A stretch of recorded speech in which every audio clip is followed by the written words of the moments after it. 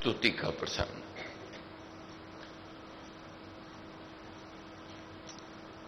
उत्तम भाव है, उत्तम विचार, क्योंकि उस माल की आराधना, उसका गुणगान किया। महाराज कहते हैं उसकी स्तुति हर समय गाओ।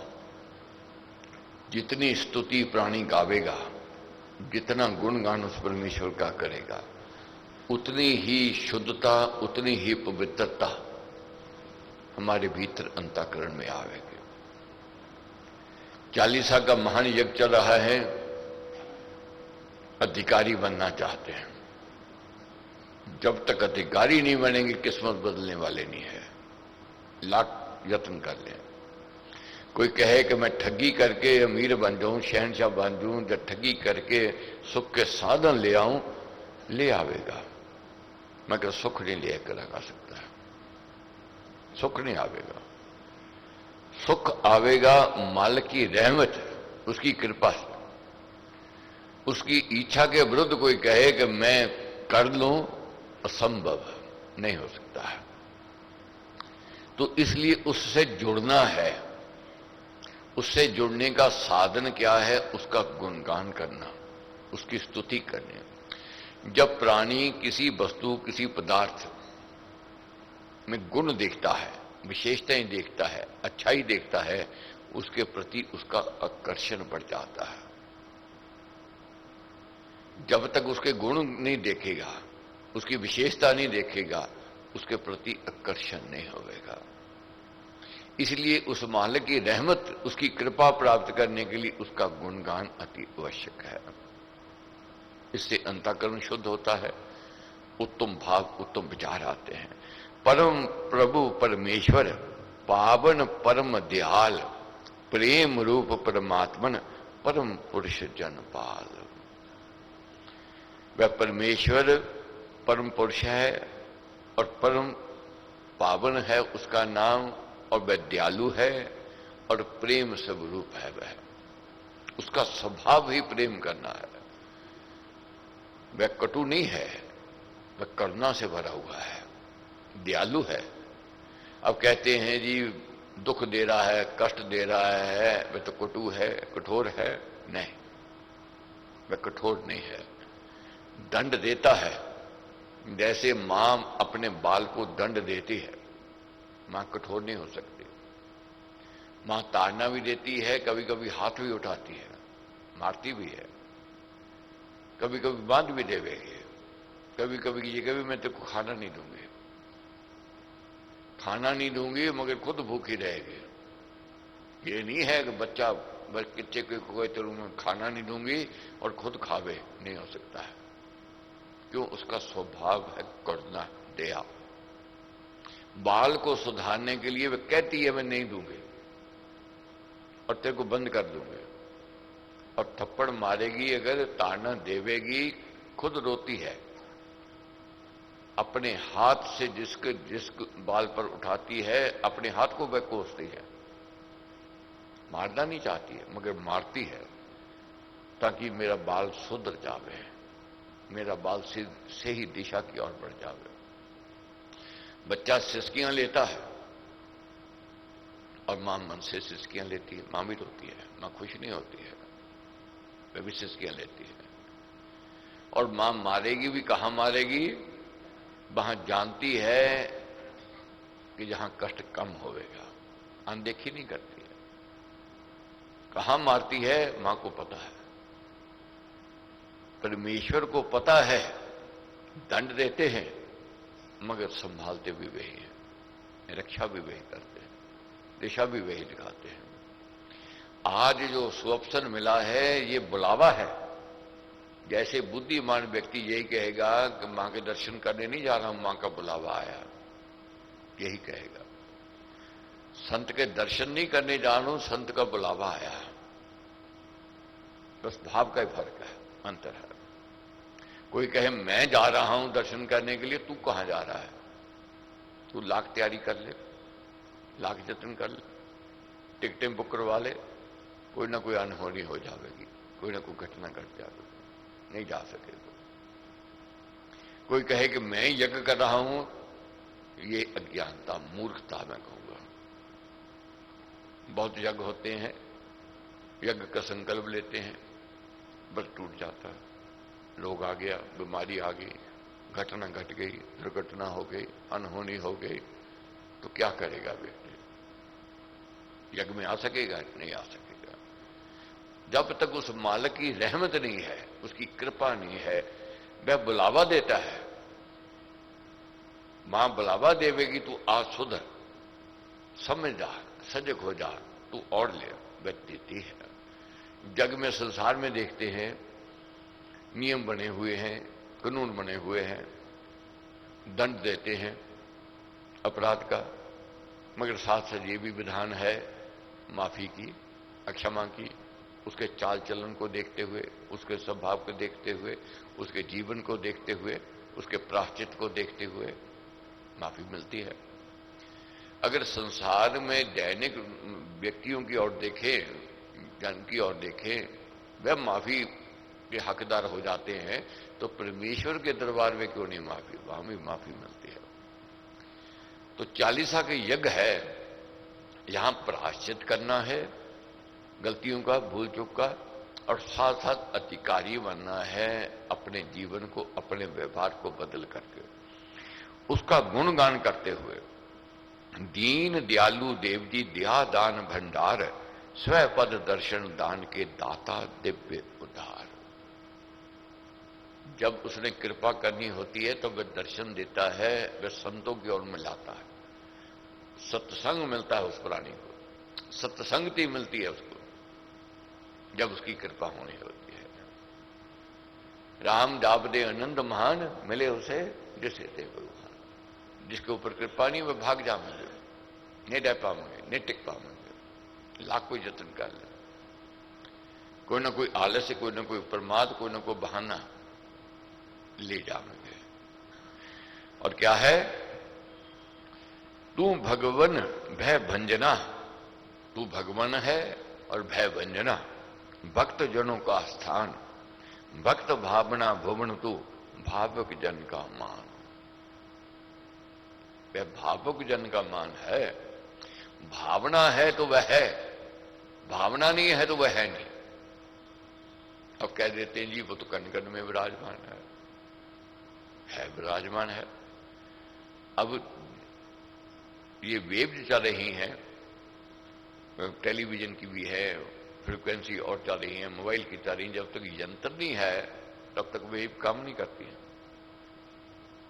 वही जानता है, यंत्र है मेरे पास, उसको पता है ये ग्रहण करेगी वेव, और मैं इसका फायदा उठाऊंगा, इसमें बोल सकूंगा, इसमें चित्र देख सकूंगा, और जहां चित्र दूसरी ओर भेज सकूंगा।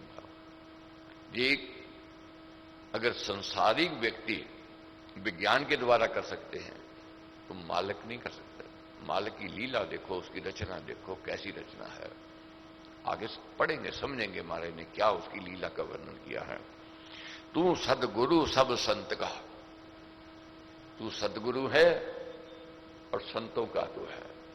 संत सदगुरु की कृपा से मिलते हैं, उसकी कृपा से नहीं, कृपा नहीं हो तो संत नहीं मिलेंगे। महापुरुष का संग सुहाना, पुण्य कर्म परिणाम बखाना। पुण्य कर्म जब जागृत होते हैं, महापुरुष का संग अच्छा लगने लग जाता है। तू सदगुरु सब संत का, सब साधों की आन, साधक साधनशील का, साधक साधनशील का, जो अपने आप को साधना चाहता है, अपने आप को तलाशना चाहता है, अपने आप को अच्छाई की ओर लेना चाहता है। सदा सहायक प्राण, मालिक उसका सहायक बन जाता है। कभी भी देखो बच्चा सुधरने लगे, मां बाप का आकर्षण और बढ़ जाता है उसके प्रति, देखभाल और करेंगे और उसको सहयोग देंगे ताकि ये सुधर जावे, ताकि सही दिशा की ओर है। जो साधना करना चाहता है, साधक बनना चाहता है, जो अपने आप को तलाशना चाहता है, क्योंकि युग युग का है राम से हेला, राम भक्त नहीं रहे अकेला, वह अपने भक्तों का साथ देता है। तेरी महिमा का प्रभु कोई ना पाए पार, आदि अंत से रहे तू लीला रूप अपार। तेरी महिमा का प्रभु, उसकी इतनी महिमा अनंत है, कोई कहे कि मैं उसकी व्याख्या कर लूं या उसकी गुणगान सुन लूं, नहीं हो सकता।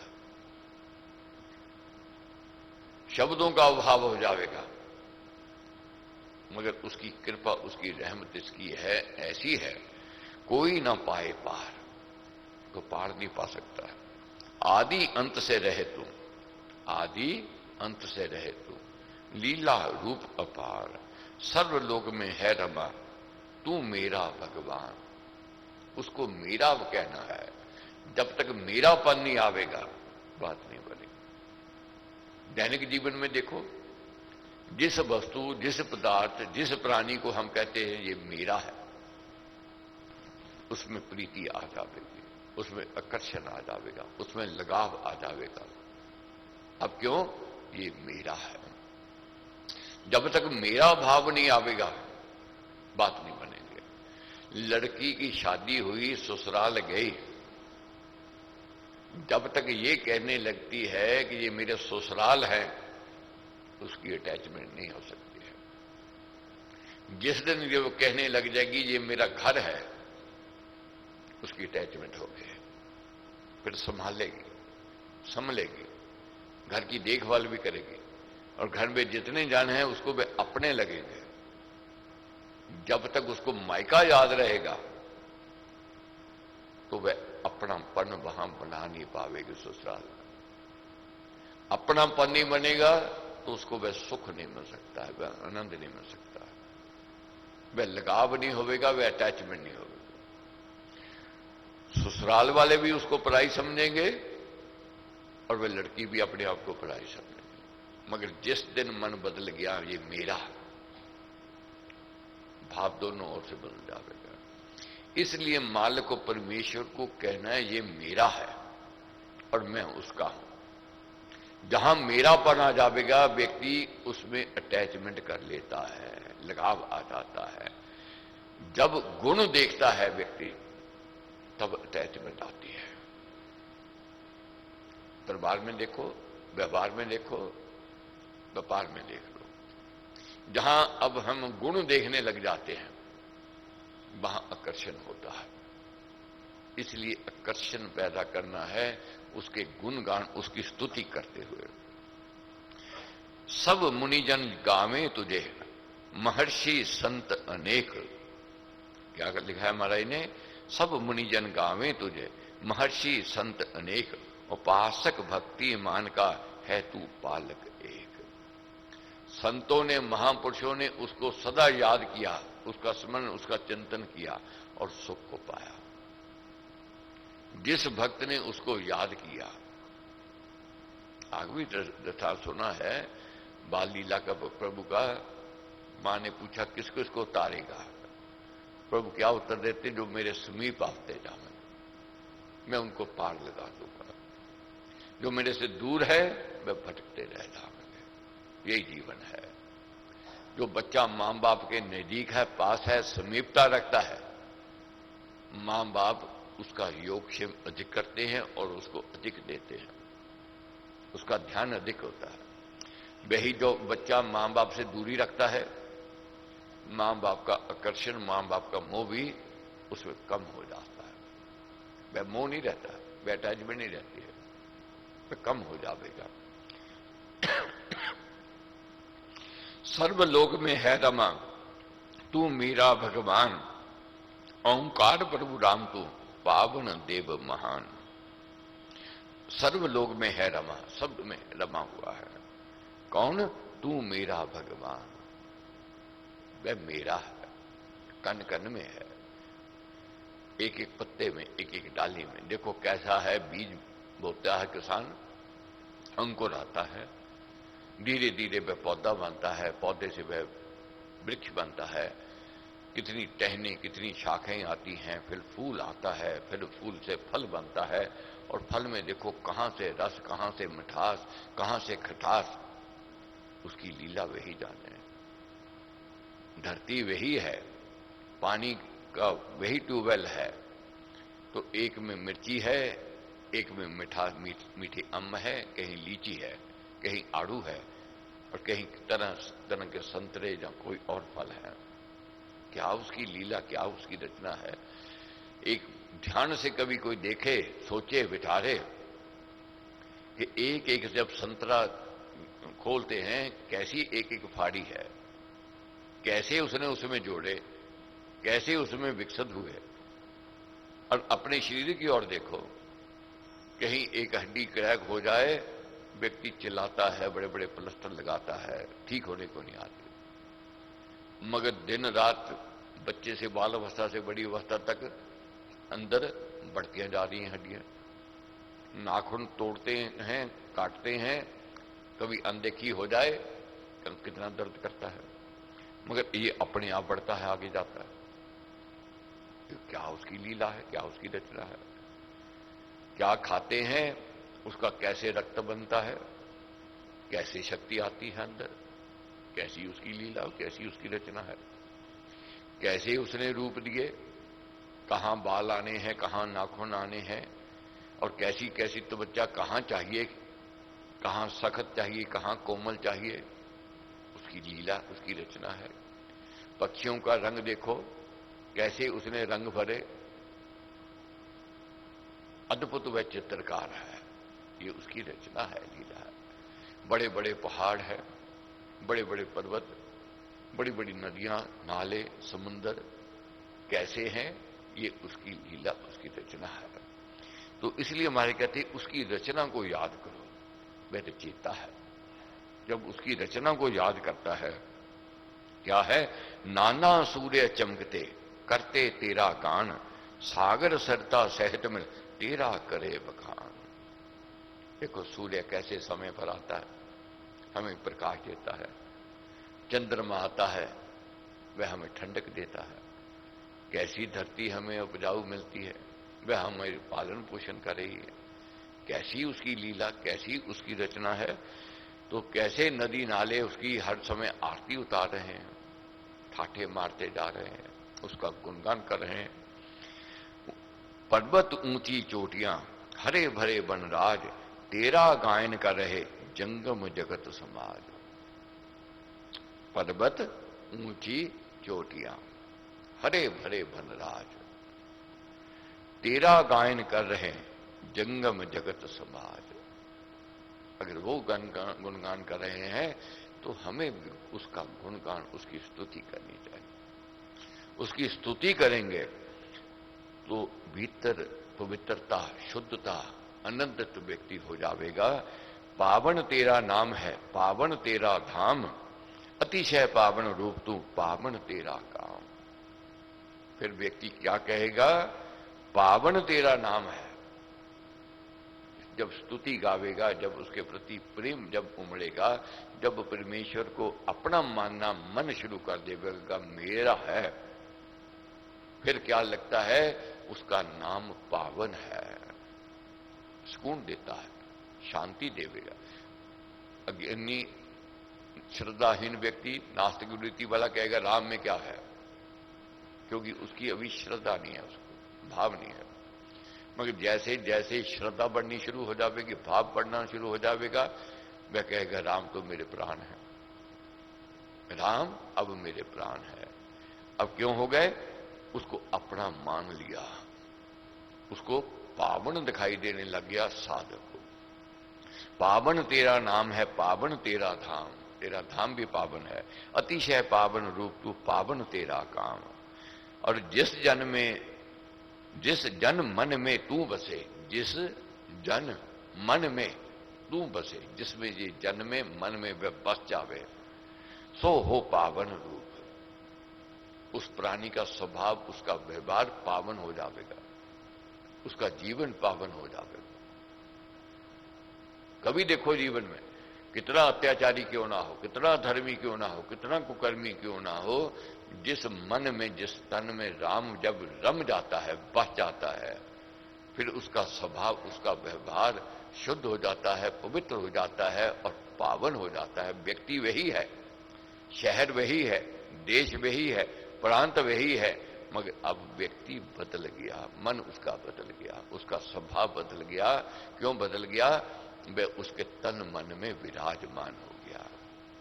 उसके अंदर भावना जागृत हो गई, उस प्राणी ने उस माल को अपना मान लिया। जहां तब जाए मनाइए, गाइए भक्ति गीत, मंगल माला फेरिए, तुझसे करिए प्रीत। जहां भी जाओ उसकी स्तुति, उसका गुणगान, उससे क्या प्राप्ति मिलेगी? होवे सुख संपद वहां, साधना सुमति सार, सर सुर बरसे सदा, सुर सम हो आचार। जहां परमेश्वर के प्रति आकर्षण भाव, भक्ति, प्रीति, श्रद्धा, विश्वास, भरोसा बढ़ जाएगा, वही सुख है, वही संपत है, वही उसकी रहमत है, वही उसकी कृपा है। परमेश्वर विमुख होकर व्यक्ति सुखी नहीं हो सकता है। सुखी चाहना है तो उससे जुड़ना ही है। मन से जुड़ जाएंगे तो अति शीघ्र उसकी कृपा के पात्र, अगर मन नहीं जुड़ा तो देरी हो सकती है। इसलिए बाधा विघ्न विनाश हो सब शुभ संचार, जहां राम तब नाम का गूंजे जय जयकार। ये विश्वास को जगाना है। जहां उसका गुणगान होएगा, जहां उसकी स्तुति होगी, वहां से बाधाएं, विघ्न, दुख, कष्ट, क्लेश, ये सब भाग जाएंगे। इसके लिए ये कहना है, मुझे भरोसा राम तो दे अपना अनमोल, रहूं मस्त निश्चिंत में और कभी ना जाऊं डोल।